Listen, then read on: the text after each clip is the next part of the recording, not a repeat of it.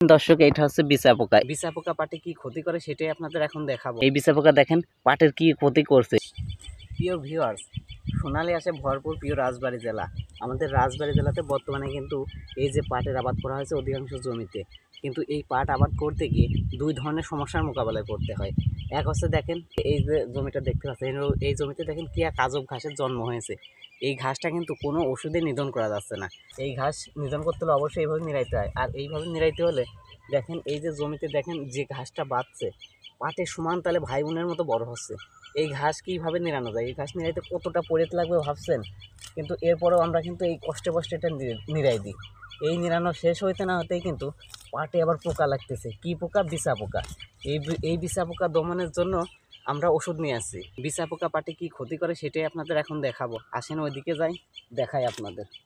Viewers, এই দেখেন পাটটা কিন্তু বেশি বড় হয়নি, এক হাত হয়েছে কেবল।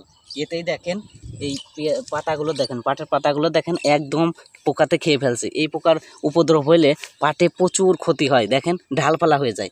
এই দেখেন দর্শক, এদিকে একটা পোকা অলরেডি কিন্তু পাটের পাতার উপর বসে আছে। এই পাতায় এই পোকা দেখেন এই পাতা খেয়ে কি করছে।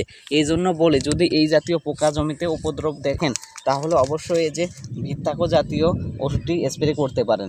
এটা হচ্ছে সিনজেন্টা কোম্পানির ভিত্তাকো ওষুধ। আমরা এটি ব্যবহার করব, আজকে নিয়ে আসছি, স্প্রে করে দেবো সমস্ত জমিতে। এখন আপনারা চাইলে এই ভিত্তাকো জাতীয় যে ওষুধ আছে অন্য অন্য কোম্পানির সেটাও ব্যবহার করতে পারেন।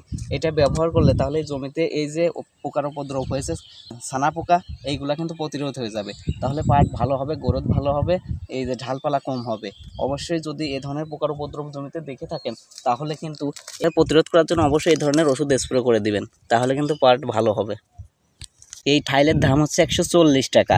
140 টাকা এই ভিত্তাকো ওষুধটি একটা ফাইলে 3 ঢপ করে 15 কাঠা জমিতে দিব। এইভাবে আমরা প্রায় 10 পিস এই ভিত্তাকো ওষুধ নিয়ে আসছি, সবগুলো জমিতে দিয়ে দেবো। না হলে এই পাট বলবে না, বড় হবে না এবং কি ঢাল হয়ে যাবে, পরে এই পাট ধোয়া যাবে না।